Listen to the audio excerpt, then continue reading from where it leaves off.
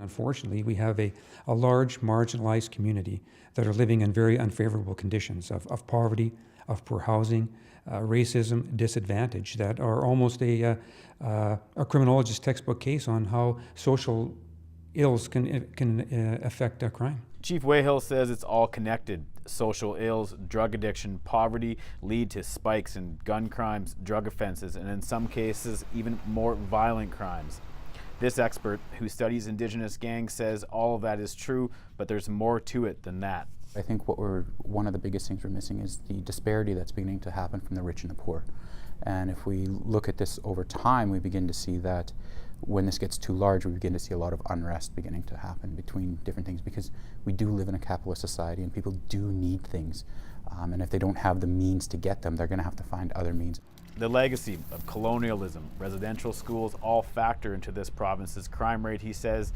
So too does the high Indigenous incarceration rates and child welfare numbers. At the root, he says, it's a lack of understanding. We need to move away, in my opinion, away from the idea of just blaming people for their actions. We have to understand their stories behind their actions. Because I think once we can start putting a humanness to this, rather than just the statistics, we can begin to actually look at asking them, why are you doing this and how can we better support you?